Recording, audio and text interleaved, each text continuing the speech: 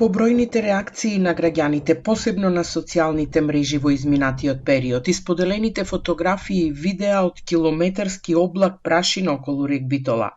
Обвинителството оформи предмети и истражува дали одлагањето на пепел на депонијата во комбинатот се врши согласно еколошката дозвола, главниот рударски проект и другите прописи за заштита на животната средина.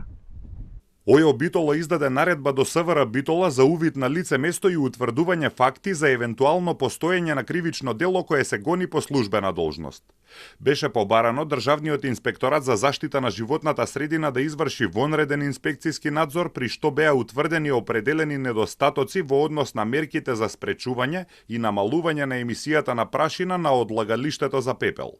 Станува збор за токсична и радиоактивна пепел, што се добива при процесот на производство на електрична енергија, која треба да се одлага во касети и да се затрупува со земја.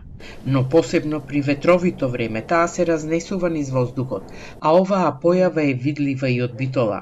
На прашањето на Телма, пред еден месец, на што се должи големиот облак прашина, од рек Битола одговорија дека се почитувале сите протоколи при одлагањето на пепелта. Сега пак потврдуваат дека при увидот инспекторатот утврдил неправилности. При увидот на 26 март инспекцијата утврди поголеми количини на пепел на одлагалиштето кои одстапуваат од пропишаните во главниот рударски проект.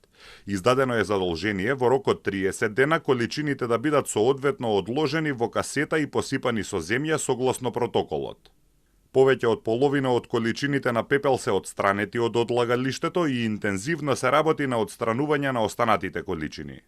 Покрај отстранувањето на пепелта која е несоодветно депонирана, до крајот на април рек Битола има обврска да изврши мерења на амбиенталниот воздух на депонијата за пепел. Потоа, Државниот инспекторат за животна средина, комплетниот извештај ќе го достави до обвинителството, кое треба да донесе одлука како понатаму ќе постапува по овој предмет.